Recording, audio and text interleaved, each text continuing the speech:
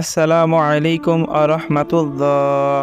এই ভিডিওতে আমি আলোচনা করব জান্নাতের 10টি জিকির নিয়ে, যেগুলো প্রতিদিন পাঠ করলে মৃত্যুর পর জান্নাত।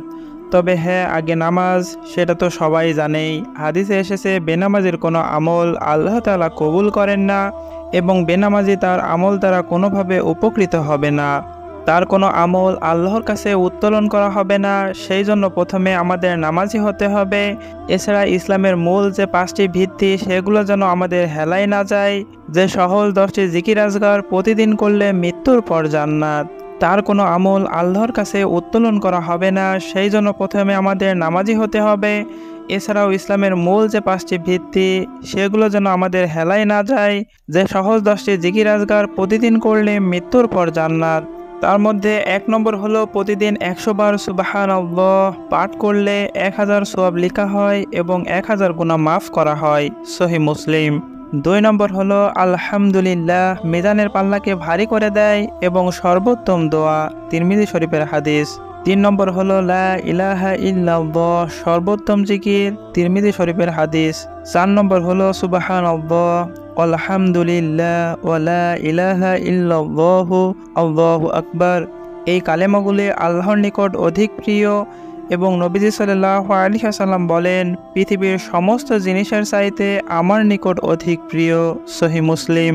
5 নম্বর হলো যে ব্যক্তি সুবহানাল্লাহি ওয়া বিহামদিহি প্রতিদিন 100 বার পাঠ করবে, সমুদ্রের ফেনা পরিমাণ সগীরা গুনাহ থাকলেও তাকে তা মাফ করে দেওয়া হবে। সহিহ আল বুখারী। 6 নম্বর হলো নবীজি সাল্লাল্লাহু আলাইহি ওয়াসাল্লাম বলেন, সুবহানাল্লাহি ওয়া বিহামদিহি সুবহানাল্লাহিল আযীম। কলেমাগুলি জিহ্বায় উচ্চারণে সহজ, মিজানের পাল্লায় ভারী, দয়াময় আল্লাহর নিকট অধিক প্রিয়। সহিহ আল বুখারী। 7 নম্বর হলো যে ব্যক্তি সুবহানাল্লাহিল আযীমি ওয়া বিহামদিহি পাঠ করবে, প্রতিবারে তার জন্য জান্নাতে একটি করে খেজুর গাছ রোপণ করা হবে। 8 নম্বর হলো নবীজি সাল্লাল্লাহু আলাইহি ওয়াসাল্লাম বলেন, লা হাওলা ওয়ালা কুওয়াতা ইল্লা বিল্লাহ হচ্ছে জান্নাতের গুপ্তধন সমূহের মধ্যে একটি গুপ্তধন। সহিহ আল বুখারী।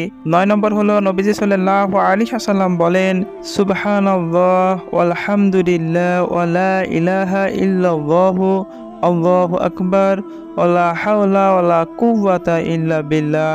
এই কালেমাগুলি হচ্ছে অবশিষ্ট নেক আমল সমূহ। 10 নম্বর হচ্ছে নবীজি সাল্লাল্লাহু আলাইহি ওয়াসাল্লাম বলেন, যে ব্যক্তি আমার প্রতি একবার দরুদ পাঠ করবে, আল্লাহ তাআলা তার প্রতি 10 বার রহমত বর্ষণ করবেন।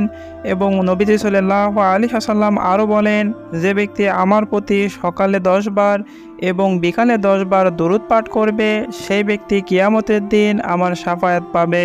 তাবরানীর হাদিস। আল্লাহ তাআলা যেন আমাদেরকে 5 ওয়াক্ত নামাজ পড়ার পাশাপাশি জান্নাতি জিকিরগুলো আমল করার তৌফিক দান করুন। আমিন।